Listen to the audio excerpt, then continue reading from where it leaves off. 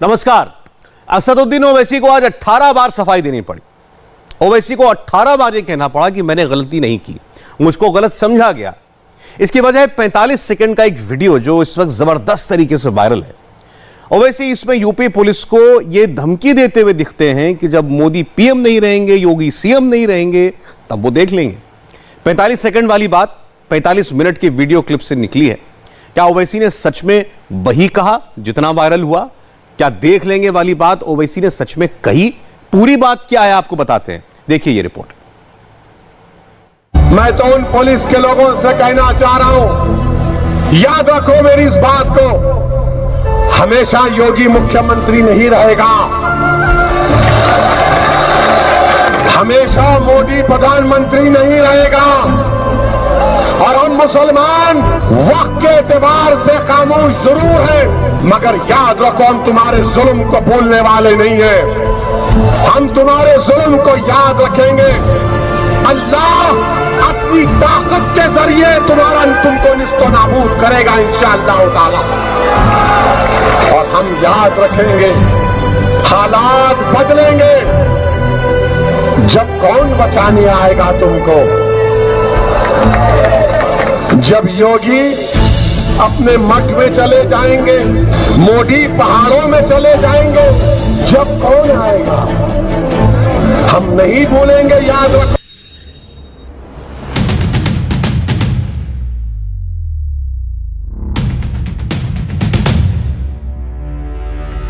असदुद्दीन ओवैसी ने वही कह दिया जो आज से ठीक 9 साल पहले अकबरुद्दीन ओवैसी ने आदिलाबाद में कहा था। कैलेंडर से तारीख मिला लीजिए, वो भी 24 दिसंबर था, साल 2012, जब छोटे ओवैसी ने 15 मिनट वाला जहर उगला था। अरे हिंदुस्तान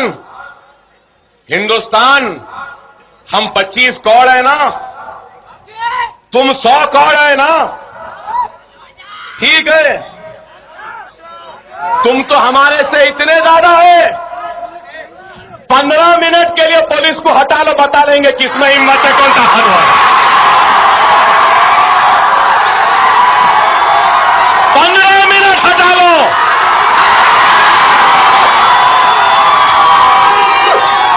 और ये लोग हमसे रास मुकाबला नहीं कर सकते। जब मुसलमान भारी पड़ा तो ये नामर्दों की फौज आ जाती है। आदिलाबाद टू कानपुर 2012 से 2021 कैलेंडर बदला, साल बदला, मगर ओवैसी ब्रदर्स का तरीका नहीं बदला। मजहबी तकरीरों में वैसी ही विस्फोटक चिंगारी जलाकर ओवैसी ने फिर से आग लगाने वाली बातें शुरू कर दी हैं। छोटे ओवैसी ने 9 साल पहले 15 मिनट के लिए पुलिस हटा लेने पर 100 करोड़ हिंदुओं को मजा चखा देने की धमकी दी थी। 9 साल बाद बड़े ओवैसी ने सीधे सीधे पुलिस को ही वार्निंग दे दी है। हालात बदलेंगे। जब कौन बचाने आएगा तुमको? जब योगी अपने मठ में चले जाएंगे, मोदी पहाड़ों में चले जाएंगे, जब कौन आएगा? हम नहीं भूलेंगे, याद रख। ओवैसी कहते हैं कि उनको उस दिन का इंतजार है जब मोदी पीएम नहीं रहेंगे, जब योगी सीएम नहीं रहेंगे। क्या उस दिन के लिए ओवैसी ने कुछ एक्शन प्लान सोच रखा है? क्या उसी दिन के लिए ओवैसी यूपी के मुस्लिम मोहल्लों में घूम रहे हैं? यूपी में चुनाव है, चुनावी माहौल में भड़काऊ भाईजान का 1 मिनट वाला वीडियो जबरदस्त वायरल है। हिंदू हो या मुसलमान, यह वीडियो करोड़ों मोबाइल तक पहुंच चुका है। मुसलमान कौम की बात करने वाले ओवैसी ने बारूदी केमिकल लगाकर जो बयान दिया है, उस पर उतना ही तीखा रिएक्शन भी आ रहा है। कुछ बयान नश्तर की तरह चुप जाते हैं जो सालों साल दर्द देते हैं। जुबान से आग लगाने की कला में माहिर ओवैसी ब्रदर्स को यह बात अच्छी तरह से मालूम है। दुनिया उसी को डराती है जो डरता है।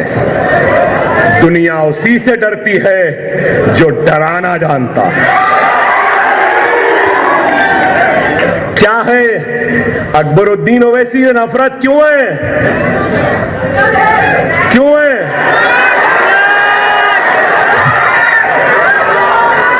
100 सुनार की तो एक लोहार की। 15 मिनट ऐसा ज़र्ब है जो अभी भी नहीं भर सका। ओवैसी ब्रदर्स की जुबान से कौम की रहनुमाई के बहाने जहर टपकता है। मुस्लिम मोहल्लों में होने वाले जलसों में बजने वाली तालियों के शोर के बीच भड़काऊ भाईजान की जुबान से गिरते नफरत के बीज से ही ओवैसी की सियासत परवाज होती है। भारतीय राजनीति में वो केवल विष घोलने का काम करते हैं। भारतीय राजनीति के कोबरा हैं ऐसा लगता है, और जहरीले सांपों का फन कुचलना एक मजबूत योगी आदित्यनाथ जी की सरकार को आता है। और मैं इतना ही कहूंगा, ओवैसी जी, आप कहते हैं आप लैला हैं, जनता कहती है लैला ओ लैला, भारतीय राजनीति को तुमने कर दिया है मैला। ओवैसी कहते हैं कि मुसलमान चुप हैं क्योंकि वक्त उनके फेवर में नहीं है, मगर वो जुल्म भूलने वाले नहीं हैं। सवाल है कि जब वक्त ओवैसी के फेवर में आएगा तब के लिए उन्होंने क्या सोच रखा है। वीडियो वायरल हुआ तो ओवैसी ने अपना एक थ्रेड बनाया, अपनी टाइमलाइन पर अपना ही वीडियो काट कर डाला। 2 मिनट 15 सेकंड के इस पहले वीडियो में असदुद्दीन ओवैसी यूपी में पुलिस के अत्याचारों के किस्से सुनाते हैं। ओवैसी के जस्टिफिकेशन वाले इस वीडियो को भी ध्यान से सुनेंगे तो आपत्तिजनक और भड़काऊ बातें ही मिलेंगी। कानपुर देहात रसूलाबाद पुलिस स्टेशन में एक 80 साल के बुजुर्ग मोहम्मद रफीक को पुलिस स्टेशन में इनकी दाढ़ी नोची गई और उन पर पेशाब किया गया। और ये हरकत करने वाले का नाम एसआई है गजेंद्र पाल सिंह। बताइए आप, ये आपकी इज्जत है कि 80 साल के बूढ़े को उसकी दाढ़ी को नोचा जाता है कानपुर देहात रसूलाबाद पुलिस स्टेशन में। ओवैसी ने 45 मिनट की स्पीच से 1 मिनट 8 सेकंड का यह दूसरा वीडियो डाला है। जस्टिफिकेशन नंबर 2 में भी ओवैसी सिर्फ और सिर्फ मुसलमानों को भड़काने वाली बातें करते हैं। वो ढूंढ कर पुरानी बातें निकालते हैं और मजलिस के सियासी जलसे में आई भीड़ में मजहबी उत्तेजना भरते हैं।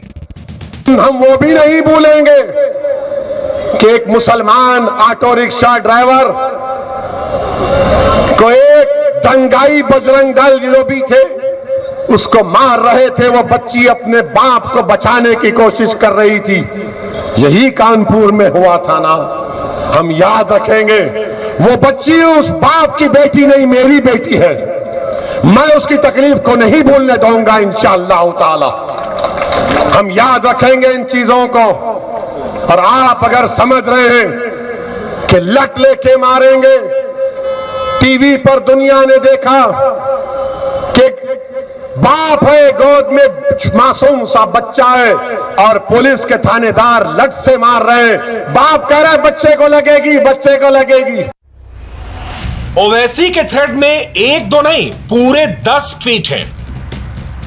ओवैसी कानपुर हेट स्पीच को जस्टिफाई करने के लिए हरिद्वार हेट स्पीच की बात करते हैं। वो पूरे 45 मिनट की स्पीच की रट लगाते हैं। ओवैसी की कानपुर वाली पूरी स्पीच हमने देखी, बार बार देखी, फॉरवर्ड रिवाइंड करके भी सुनी। सेरन पैदा करने वाले लफ्ज बोलते समय ओवैसी की जुबान एक बार भी नहीं लड़खड़ाती। तुम आज अपने वर्दी की ताकत पर जिसको डरा रहे हो कि हीरो बनेगा, कल तुम जीरो बनोगे इंशाअल्लाह ताला। तुम जीरो बनोगे इंशाअल्लाह ताला। जिंदगी का कोई भरोसा नहीं है। बड़े बड़े लोग उड़ जाते हैं। मौत आएगी इंशाअल्लाह ताला, मुझे भी आएगी, मगर मैं वादा कर रहा हूं कि अल्लाह जिंदगी की जितनी मोहलत दिया, मैं अपनी जिंदगी के एक एक लम्हे को मजलूमों के इंसाफ के लिए, मुसलमानों के हक के लिए और जालिमों से पंजा आजमाई करने के लिए उस वक्त को लगाऊंगा जब तक अल्लाह जिंदा रखेगा। असदुद्दीन ओवैसी उत्तर प्रदेश से भारत के कोने कोने में जाता रहेगा। ऐसा पहली बार नहीं हुआ है जब असदुद्दीन ओवैसी ने हिंदुओं के खिलाफ मुसलमानों को भड़काया हो और पुलिस प्रशासन को सीधे सीधे धमकी दी हो। कानपुर से दूर नगीना का जलसा हो या बिजनौर में मजलिस का इजलास, ओवैसी की तकरीरों में हमेशा जहर बुझा होता है। नरेंद्र मोदी जी मीरठ शहर में ट्रैफिक का प्रॉब्लम हल नहीं कर सके और गंगा एक्सप्रेसवे बनाएंगे। गंगा एक्सप्रेसवे बनाएंगे, कितना लंबा लंबा छोड़ते हैं और फिर ये यहां फेंको है, मालूम मुझे बोलने की जरूरत नहीं है, सब कर सकते मगर मोदी जी बोले शादी नहीं कर सकते।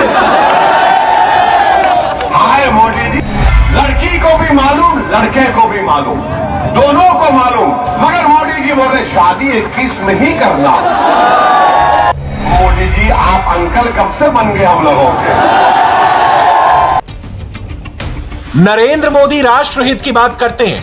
राष्ट्र की उनकी परिभाषा में 100 करोड़ हिंदू भी आते हैं और 25 करोड़ मुसलमान भी। लेकिन हिंदुओं की बात करते ही मोदी ओवैसी के लिए बुरे बन जाते हैं। योगी आदित्यनाथ तो उनकी नजर में विलन है ही। तुम्हारे खून की हिम्मत नहीं, तुम्हारी जान की हिम्मत नहीं, इसलिए कि तुमने ताकत नहीं दिखाई, और ताकत दिखाना 2 लाख का मजमा खड़ा करने से ताकत नहीं दिखती। ताकत रिश्तेदार वालों को डराने से मिलती कैसे? जब तुम एक सियासी रियासत बनाओगे, जब तुम एक सियासी हुकूमत बनाओगे, तुम्हारे ओर से तुम्हारा नुमाइंदा जब लखनऊ की विधानसभा में जाकर कहेगा नारे तकबीर अल्लाह, तभी तो मालूम होगा कि हाँ आपकी आमद हो चुकी है, इनकी आमद हो चुकी है। इसीलिए जब हम 2019 में दोबारा फैजाबाद की राम में अल्लाह सुब्हानहू व तआला ने हमको कामयाब करके बिठाया, तो हम जब हल्फ लेने के लिए जा रहे थे तो पूरे बीजेपी के 300 शुरू हो गए। उनका जो GSR का नारा है वो नारा लगा, वो फुला भारत का फुला नारा, हमको देखकर बोले पुकारो बाबा पुकारो, हमको देखकर तुमको सब याद आते, हमी को देखकर हमने हल्फ किया और हल्फ लेने के बाद हमने कहा कि हमारी फितरत में नहीं है कि ओवैसी यूपी का चुनाव लड़ रहे हैं। उन्होंने 100 सीटों पर मजलिस का कैंडिडेट उतारने का ऐलान कर रखा है। वो दिन रात यूपी के मुस्लिम मोहल्लों में मीटिंग कर रहे हैं। सवाल है कि क्या मोदी और योगी के ना रहने पर ओवैसी जो धमकी देते हैं वो सिर्फ चुनाव के लिए है या उसके पीछे वाकई कोई गंभीर साजिश है? जो भी हो, मगर बीजेपी को यह कहने का मौका मिल गया है कि मोदी और योगी जरूरी हैं, वरना ओवैसी जैसे लोग तैयार बैठे हैं। बहुत कम ऐसा मौका होता है जब ओवैसी बीजेपी की प्रेस कॉन्फ्रेंस सुनते हो। आज तो उन्होंने बीजेपी की प्रेस कॉन्फ्रेंस का वीडियो भी शेयर किया। बीजेपी के राष्ट्रीय प्रवक्ता सुधांशु त्रिवेदी ने आज शेरो शायरी के जरिए ओवैसी का जवाब दिया। हसरतें पूरी होने वाले नहीं हैं। जो कहते हैं ना हम ये कर देंगे वो कर देंगे, नस्लें ख़त्म कर देंगे, तो मैं कह दूंगा वैसी हसरतों की नाकामी अपने दिल में लिए तमाम नस्लें चली गईं। क्योंकि हमारे लिए कहा गया है कुछ बात है कि हस्ती मिटती नहीं हमारी, सदियों रहा है दुश्मन दौरे जहां हमारा, यूनान मिस्र रोमा सब मिट गए जहां से, बाकी अभी तलक है नामो निशा हमारा। ओवैसी ने इसका वीडियो शेयर करते हुए शेरो शायरी के जरिए इसका जवाब दिया। शायरी चुनते समय भी ओवैसी मोदी और योगी पर कमेंट करने से नहीं चूकते। जो काम वो मन से करते हैं वही काम सोशल मीडिया पर करते हैं। असदुद्दीन ओवैसी पेशे से बैरिस्टर हैं। लोकसभा में सबसे ज्यादा तकरीर करने वाले सांसदों में शुमार हैं। हर मुद्दे पर उनकी अलग राय होती है। यूपी में मजलिस को बढ़ाने के लिए ओवैसी ने हर फॉर्मूला अपनाया। अब चुनाव से ठीक पहले ओवैसी ने अपने छोटे भाई वाला फॉर्मूला चुना है, यानी आग लगाओ और अटेंशन पाओ। चैलेंज है, मां का दूध पिए है तो आ जाओ, मां का दूध पिए तो आ जाओ, चैलेंज आ जाओ, कब आते बोलो मैं आने के लिए तैयार हूं। अरे डरने घबराने वालों का नाम मजलिस नहीं है। ये जिस्म पे सीने पर 3 गोलियां खाई मैंने, मुझे 3 गोलियां मारे, 70 मरतबा चाकू से मारे, इस हाथ पे 40 मरतबा मारे, लेकिन उसके बाद भी अकबर ओवैसी मरा नहीं। शेर को पैदा करने आया हो, बनना है शेर, बनना है शेर, बनना है शेर, तो नमाज पढ़ो, रूठे हुए अल्लाह को मना लो। ओवैसी ब्रदर्स ने मजलिसे इत्तेहादुल मुसलमीन में अपना रोल डिफाइन करके रखा है। छोटा भाई हैदराबाद में पार्टी संभालता है तो बड़ा भाई पूरे हिंदुस्तान में मुसलमानों का सबसे बड़ा लीडर बनने निकला है। पहले महाराष्ट्र, फिर बिहार, उसके बाद बंगाल और अब यूपी। बिहार में ओवैसी की पार्टी के 5 विधायक हैं। बंगाल में ओवैसी को कामयाबी नहीं मिली, लेकिन यूपी में ओवैसी को कम्युनल सियासत की उपजाऊ जमीन दिख रही है। ओवैसी ब्रदर्स दिल्ली के तख्त को हिलाने का ख्वाब देखते हैं। मोदी और योगी उनके ख्वाब की राह में बाधा बनकर खड़े हैं, इसलिए इनका नाम बार बार ओवैसी की जुबान पर आ ही जाता है। आज जब ओवैसी की स्पीच वायरल हुई, उस वक्त योगी अयोध्या में थे। आज ओवैसी कहते सुनाई दे रहे थे कि यूपी पुलिस को कौन बचाएगा। अयोध्या में खड़े होकर योगी ने इसका जवाब दिया। योगी ने कहा कि राम भक्तों की सरकार है, राम भक्तों की सरकार भक्तों पर गोली नहीं चलाती। चुनावी मौसम में आप देखें, सबकी भाषा पर धर्म चढ़ा हुआ है। क्या धर्म से ही वोट मिलेगा? यूपी और पंजाब में सबसे ज्यादा धर्म की ही बात हो रही है। दोनों राज्यों में धर्म कांटा किस ओर झुकता दिखता है, इस रिपोर्ट से समझिए। रामलला के दरबार से योगी आदित्यनाथ आरती से शुरुआत करते हैं। चुनाव में रामलला का आशीर्वाद लेते हैं। काशी विश्वनाथ में प्रधानमंत्री डुबकी लगाते हैं। कलश में गंगा जल भरकर विश्वनाथ मंदिर में भगवान शिव को चढ़ाते हैं। बिना स्पेशल सिक्योरिटी के प्रोटोकॉल को तोड़ते हुए दिल्ली के शीशगंज गुरुद्वारा में दर्शन करते हैं, मत्था टेकते हैं और अब गुरु पर्व के खास मौके पर लखपत साहिब गुरुद्वारे में आयोजित समारोहों को संबोधित करेंगे। धर्मकांटा पूरी तरह से यूपी के मुख्यमंत्री योगी आदित्यनाथ और प्रधानमंत्री मोदी के फेवर में झुकता दिख रहा है। असली हिंदू और एक्सीडेंटल हिंदू की लड़ाई में मोदी योगी बहुत आगे हैं। योगी आदित्यनाथ कहते हैं वो तो असली हिंदू हैं, महंत हैं, सन्यासी हैं और राम भक्त हैं। सीरियल में कार्यक्रम में और एक ही आवाज आती थी, और आवाज आती थी कि योगी जी एक काम करो, मंदिर का करो। हम लोगों ने जो कहा सो करके दिखाया ना। क्यों, किसी को कोई संदेह है? जो कहा वह करके दिखाया गया। बाकी है। और भगवान राम का भव्य मंदिर, ऐसा मंदिर भगवान राम का बनेगा जो देश और दुनिया देखती रह जाएगी, दुनिया देखती रह जाएगी।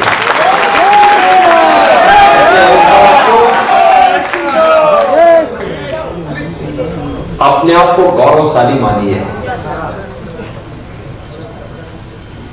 अपने को धन्य समझिए कि भगवान की इस पावन धरा पर जन्म लेने का सौभाग्य हम सबको प्राप्त हुआ है। और श्री राम जन्मभूमि के लिए, अयोध्या के लिए कुछ करने का अवसर जब भी किसी को प्राप्त हो तो बड़ी खुशी खुशी के साथ उसको अपना योगदान देना चाहिए।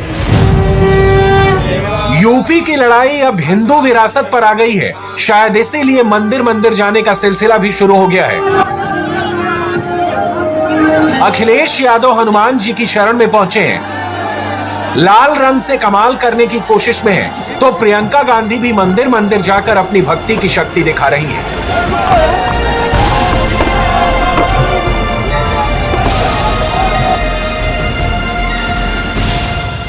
वहीं योगी आदित्यनाथ के मंचों के बैकग्राउंड पोस्टर में राम मंदिर क्लियर मैसेज देता है। यूपी में खुला खुला पूछा जा रहा है, राम भक्तों की सरकार चाहिए या राम भक्तों पर गोलियां चलवाने वालों की? राम भक्तों की सरकार चाहिए या राम भक्तों पर गोलियां चलाने वाली सरकार चाहिए? राम भक्तों की सरकार है तो भगवान राम ने राम राज्य, जो राष्ट्रपिता महात्मा गांधी ने राम राज्य की बात की थी, स्वतंत्र भारत में कैसा शासन चाहिए? राम राज्य की परिकल्पना को साकार करने वाला, किसी भी प्रकार के यानी जहां पर दुख और दरिद्रता के लिए कोई जगह न हो, दैहिक दैविक भौतिकता का राम राज्य नहीं काहू व्यापार। यानी कहीं भी इसके लिए कोई भी किसी भी प्रकार के दुख के लिए कहीं कोई स्थान नहीं। ये राम राज्य है जहां पर जो सर्वदेशिक है, सार्वभौमिक है, जो शाश्वत है, देश काल परिस्थितियों से अप्रभावित है, वह व्यवस्था राम राज्य की है। और विकास की इस पर्याय को आगे बढ़ाने का कार्य आज अयोध्या के अंदर इसीलिए केंद्र और प्रदेश सरकार तेजी के साथ आगे बढ़ा रही है। राहुल गांधी अभी भी इसमें हिंदुत्व का नैरेटिव डाल रहे हैं, जबकि प्रधानमंत्री मोदी गुरु नानक देव के 552वें प्रकाश पर्व के अवसर पर गुजरात के लखपत साहिब गुरुद्वारे में आयोजित गुरु पर्व समारोह को संबोधित करेंगे। इस गुरुद्वारे का पुनर्निर्माण भी मोदी ने ही करवाया था। मुझे आज इस बात को कहने में खुशी हो रही है कि जब गुरु नानक देव गुजरात पधारे थे और लखपत के गुरुद्वारे में, कच्छ में आज भी गुरु नानक देव की पादुकाओं को संभाल के रखा गया है। मेरे पंजाब के बहुत कम लोगों को पता होगा कि लखपत का वो गुरुद्वारा जिसके साथ गुरु नानक देव की स्मृतियां जुड़ी हुई है, वो सिंध जाने से पहले लंबे अरसे तक लखपत के में रुके थे। भूकंप में ये हमारा गुरुद्वारा नष्ट हो गया। हमने इस विषय के जानकार लोगों को बुलाया और मन में ठान ली कि ये पूरी मानव जात की एक अनमोल विरासत है। ये सिर्फ गुरुद्वारा नहीं है, ये गुरु नानक देव की स्मृतियों से जुड़ा हुआ है। हम दोबारा वैसा ही गुरुद्वारा बनाएंगे। जिस प्रकार का आर्किटेक्चर था, जिस प्रकार की मिट्टी का उपयोग किया गया था, जिस प्रकार से हर काम को बारीकी से सदियों पहले किया गया था, वैसा ही किया जाएगा। इसके लिए हमने गुजरात बाहर से एक्सपर्ट बुलाए, उस समय की उस प्रकार की मिट्टी कैसे प्राप्त हो सकती है उसका संशोधन किया, और भाइयों बहनों वैसा ही गुरुद्वारा हमने पुनर्निर्माण किया और आज उसको दुनिया की विरासत के अंदर स्थान मिला है। भक्तों की सरकार चाहिए या राम भक्तों को गोलियां चलाने वाली सरकार चाहिए? एक सवाल बार बार पूछा जाता है, क्या चुनाव में धर्म चलता है? जी चलता है। यूपी में भी चलेगा और पंजाब में भी चलेगा। –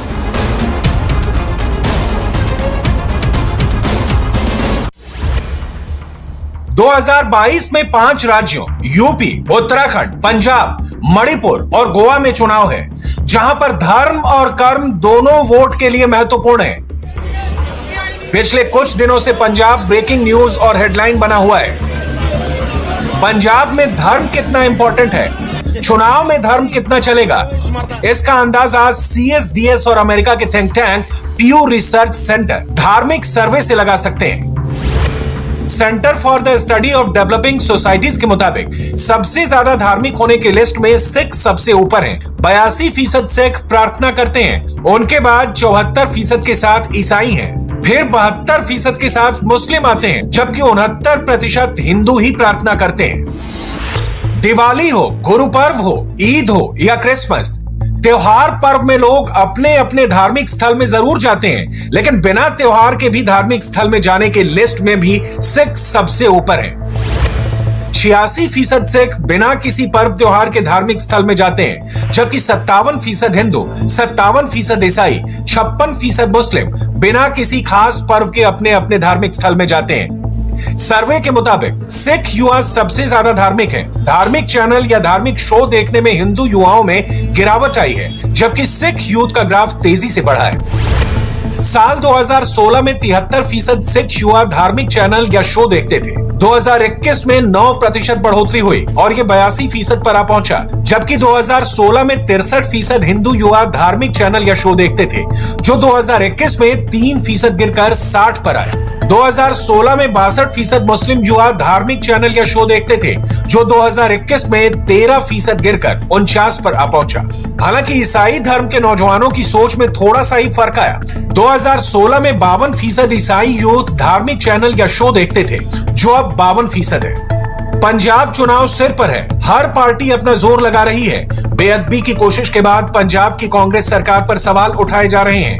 नवजोत सिंह सिद्धू तो बेअदबी करने वालों के लिए फांसी की मांग तक कर चुके हैं। बेअदबी पंजाब चुनाव का सबसे बड़ा मुद्दा बनता जा रहा है। सिख समाज किसी भी धर्म के अपमान के किसी भी तरीके से खिलाफ है। 85% सिखों का मानना है कि किसी भी धर्म पर कॉमेडी शो, कॉमेडी फिल्म नहीं बननी चाहिए। 62% ईसाई भी इससे सहमत हैं। 51% हिंदू भी चाहते हैं किसी भी धर्म पर कॉमेडी शो नहीं होना चाहिए। इस लिस्ट में 38% के साथ मुस्लिम समाज चौथे नंबर पर है। अक्सर युवा धार्मिक कार्यों और पूजा पाठ से थोड़ी दूरी बनाते नजर आते हैं, लेकिन सिख समाज में ऐसा नहीं है। महज 1% सिख युवा ऐसे हैं जो कहते हैं कि उन्होंने कभी प्रार्थना नहीं की। इस लिस्ट में सबसे ऊपर 9% के साथ हिंदू युवा हैं, जबकि 8% मुस्लिम युवा मानते हैं कि वो प्रार्थना नहीं करते। इस लिस्ट में 7% ईसाई यूथ भी हैं। मोदी विरोधी एक आरोप बार बार लगाते हैं कि मोदी सरकार में अल्पसंख्यकों को धार्मिक आजादी नहीं है। धर्म के नाम पर पक्षपात किया जाता है, दूसरे धर्मों को दबाने की कोशिश की जाती है, जबकि ऐसा हिंदुस्तान में बिल्कुल नहीं है। ये सर्वे कुछ नेताओं को, पार्टियों को खासा चुभेगा। 91% हिंदू मानते हैं कि उनको धार्मिक कार्य करने की पूरी आजादी है। 89% मुस्लिम भी यही मानते हैं। 89% ईसाइयों की भी यही सोच है। 82% सिख धार्मिक आजादी की बात को स्वीकारते हैं। 93% बौद्ध और 85% जैन भी इस लिस्ट में है। ट्रू इंडियन यानी सच्चा भारतीय, ये सिर्फ 2 शब्द नहीं, बल्कि यही सोच भारत की नींव है जो पूरे भारत को एक बनाती है। लेकिन सच्चा भारतीय होने का क्या मतलब है, यह हिंदुस्तान में मौजूद सभी धर्म के लोगों से समझिए। 85% हिंदू मानते हैं सच्चे भारतीय की निशानी हर धर्म का सम्मान करना है। 78% मुस्लिम भी इसको मानते हैं। 78% ईसाई भी मानते हैं कि सच्चा भारतीय वही है जो हर धर्म का सम्मान करे। 81% सिख भी इस बात को मानते हैं। 84% बौद्ध और 85% जैन की भी यही सोच है। चुनाव के आते ही कुछ खास नेता माइक थामे हिंदू मुस्लिम करना शुरू कर देते हैं। इनकी राजनीति पूरी तरह से धर्म पर निर्धारित होती है और धर्म ही चुनावी मुद्दा होता है। लेकिन इन नेताओं को यह समझना चाहिए कि भारत में मजहब के नाम पर सियासत नहीं चमका सकते, क्योंकि 80% हिंदू मानते हैं कि उनका धर्म सभी धर्मों का सम्मान सिखाता है। 79% मुस्लिम मानते हैं कि सभी धर्म की इज्जत करना उनका मजहब सिखाता है। 78% ईसाई, 75% सिख, 86% बौद्ध और 73% जैन भी यही सोच रखते हैं। एक दूसरे के धर्म का सम्मान जरूरी है, लेकिन जब अंतर धार्मिक विवाह की बात आती है, खासकर अपनी बेटी की शादी दूसरे धर्म में कराने की, तो सोच में फर्क आ जाता है। लव जिहाद जैसे मुद्दे केरल से लेकर यूपी तक चर्चा में भी रहते हैं। चुनाव के शोर में लव जिहाद का जिक्र सुनाई देता है। अंतर धार्मिक विवाह पर 80% मुस्लिम मानते हैं कि उनकी बेटियों की शादी दूसरे धर्म में नहीं होनी चाहिए। वहीं 67% हिंदू मानते हैं कि बेटियों की शादी अपने धर्म में ही होनी चाहिए। 66% जैन भी यही सोचते हैं। 59% सिखों की भी यही राय है। 46% बौद्ध भी मानते हैं बेटियों की शादी अपने धर्म में होनी चाहिए, जबकि सिर्फ 35% ईसाई इस बात से सहमत है।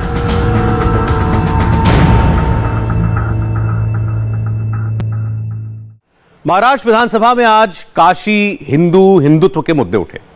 समाजवादी पार्टी के नेता अबू आजमी ने काशी विश्वनाथ कॉरिडोर के लोकार्पण के दौरान प्रधानमंत्री मोदी के भाषण को लेकर सवाल उठाए। अबू आजमी ने कहा प्रधानमंत्री ने अपने भाषण से यूपी में हिंदू और मुसलमानों को बांटने की कोशिश की।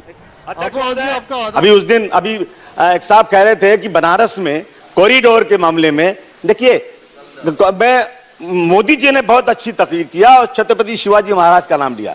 छत्रपति शिवाजी महाराज के राज में उनको यह भी कहना चाहिए था कि उनके राज में उनका सिपह सालार मुसलमान था और औरंगजेब रहमतुल्लाह अलैह का सिपह सालार हिंदू था। वो लड़ाई हिंदू मुसलमान की नहीं थी और आपने जो वहां भाषण किया था वो सिर्फ हिंदू और मुसलमान को बांटने के लिए भाषण किया था। ये देश के लिए ठीक नहीं है। महाराष्ट्र बीजेपी अध्यक्ष प्रभात लोढ़ा ने अबू आजमी और बाकी दलों को यह कहा कि बीजेपी महाराष्ट्र में अगला चुनाव हिंदुत्व के मुद्दे पर लड़ेगी। प्रभात लोढ़ा ने कहा, जो हिंदू और हिंदुत्व की बात करेगा वही देश पर राज करेगा। सनातन संस्था पर प्रतिबंध लगाने वालों के मन में उनके मन का हिंदुत्व कभी यह नहीं जागा कि पहले जमात के ऊपर प्रतिबंध लगाया जाए, पहले रजा एकेडमी के ऊपर प्रतिबंध लगाया जाए। सनातन संस्था के गूगल पे मारोगे तो वहां पर आरती का चित्र आएगा और रजा एकेडमी पर गूगल पे यदि आप सर्च करने को जाओगे तो हमारे शहीद स्तंभ को लात मारने का चित्र आएगा। माननीय अध्यक्ष महोदय, वो रजा एकेडमी के लोगों को संरक्षण देने का काम किसने किया? बोलेंगे, जोर से बोलेंगे और आपको सुनना पड़ेगा। जो हिंदू हित की बात करेगा वही देश पर राज करेगा। आज राहुल गांधी ने उत्तराखंड कांग्रेस का झगड़ा कुछ घंटों के लिए जरूर सुलझा दिया, लेकिन उससे पहले कांग्रेस के अंदर हाथापाई हो गई। उत्तराखंड में मोदी विरोधी चुनाव लड़ने के लिए आपस में ही हाथापाई कर बैठे। अब राहुल गांधी के सामने चुनौती यह है कि अगर मोदी को रोकना है तो सबसे पहले अपने घर के अंदर चल रहे इस झगड़े को खत्म करना होगा। अब चुनौती राहुल गांधी के सामने है, रोक सकें तो रोक लें। समझ रहे हो? उल्टी बातें मत करना। बताते हो मैं 2-3 बार बहुत हो गया, बहुत पड़ी करती है बारे में कोई गाली कैसे टिप्पणी करती तुमने गलत, ठीक है ना? एक बार हो गया, 2 बार हो गया, बार-बार गाली दे रहा, क्या लगता है? क्या मतलब है इसका? गुंडे लाके है, बुला के गुंडे भेजेंगे रावत जी हो। बोला किसने गाली? गुंडे कौन? गुंडे कौन? गुंडे कांग्रेस सिर्फ टूट नहीं रही है, कांग्रेस के अंदर भी एक नेता दूसरे नेता पर टूट रहे हैं। उत्तराखंड में कांग्रेस पार्टी के प्रदेश महामंत्री देहरादून में कांग्रेस पार्टी के हेडक्वार्टर के अंदर ही पीट दिए गए और उनको पीटने वाले कोई और नहीं, कांग्रेस पार्टी के ही कार्यकर्ता थे जो हरीश रावत के समर्थक हैं। देखिए कैसी अभद्र भाषा का प्रयोग हो रहा है। गाली किसने दिया? गाली किसने दी भाई? किसने गाली दी? गाली किसने दी? आरोप कांग्रेस के प्रदेश महामंत्री राजेंद्र शाह पर लगा कि उन्होंने हरीश रावत पर अभद्र टिप्पणी की, जिसके बाद हरीश रावत के समर्थक राजेंद्र शाह पर टूट पड़े और फिर बाद में जो हुआ वो इन तस्वीरों से समझिए। समझ रहे हो? उल्टी बातें मत करना। बताते हो मैं 2-3 बार बहुत हो गया, बहुत टिप्पणी करती है बारे में कोई गाली कैसे टिप्पणी करती तुमने गलत, ठीक है ना? एक बार हो गया, 2 बार हो गया, बार-बार गाली दे रहा, क्या लगता है? क्या मतलब है इसका? गुंडे लाके है, बुला के गुंडे भेजेंगे रावत जी हो। बोला किसने गाली? गुंडे कौन? गुंडे कौन? गुंडे गाली किसने दिया? गाली किसने दी भाई? किसने गाली दी? गाली किसने दी? बोला इस तरह की बात होती है भाई? अरे एक आदमी का बता तो क्या उन्होंने गाली दिया? हरीश रावत जी यहाँ पिटवाने के लिए भेजेंगे, कांग्रेस का महामंत्री रावत जी ने नहीं भेजा। आपको यह जानकर और हैरानी होगी कि जिन प्रदेश महामंत्री राजेंद्र शाह पर हरीश रावत पर अभद्र टिप्पणी करने का आरोप लगा, वही राजेंद्र शाह कभी हरीश रावत के काफी करीबी और चहेते हुआ करते थे, लेकिन अब वो उत्तराखंड के प्रदेश कांग्रेस के अध्यक्ष प्रीतम सिंह के गुट में शामिल हो गए। इस वक्त उत्तराखंड में सबसे दिलचस्प राजनीति बीजेपी और कांग्रेस पार्टी के बीच नहीं, बल्कि कांग्रेस पार्टी के अंदर चल रही है। उत्तराखंड में कांग्रेस पार्टी के अंदर जो झगड़ा चल रहा है उसको सेटल करने के लिए राहुल गांधी ने दिल्ली में एक मीटिंग बुलाई। राहुल गांधी के आवास पर पूर्व मुख्यमंत्री हरीश रावत पहुंचे, उत्तराखंड के प्रदेश प्रभारी देवेंद्र यादव आए, उत्तराखंड के प्रदेश अध्यक्ष गणेश गोदियाल आए और कांग्रेस पार्टी के विधायक दल के नेता प्रीतम सिंह भी पहुंचे। मीटिंग में यह फैसला हुआ कि उत्तराखंड में कांग्रेस की कैंपेन कमेटी के चेयरमैन हरीश रावत होंगे।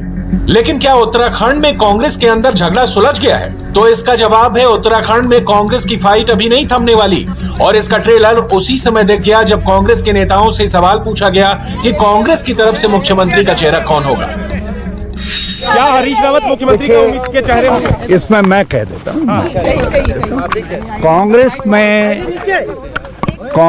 में एक विशेषाधिकार हमेशा कांग्रेस प्रेसिडेंट के पास रहा है और सारे कांग्रेस जन का वो सामूहिक विश्वास का विशेषाधिकार है, जिसमें चुनाव के बाद लेजिस्लेचर पार्टी बैठती है, कौन उसका नेता होगा उसके विषय में अपनी राय कांग्रेस अध्यक्ष को देते हैं और कांग्रेस अध्यक्ष जो है लेजिस्लेचर पार्टी का कौन नेता होगा उसको तय करती है। यानी चेहरा आप होंगे, सीएम बाद में तय होगा, ये हो गया चेहरा चुनाव में। आप डिस्टर्ब न करिए। कैंपेन कमेटी के चेयरमैन के रूप में जो है मैं लीड करूंगा, ये तय हुआ है और लीड करूंगा और सब लोग उस काम में पूरा सहयोग देंगे। यही सवाल उत्तराखंड प्रदेश कांग्रेस के अध्यक्ष गणेश गोदियाल से भी पूछा गया।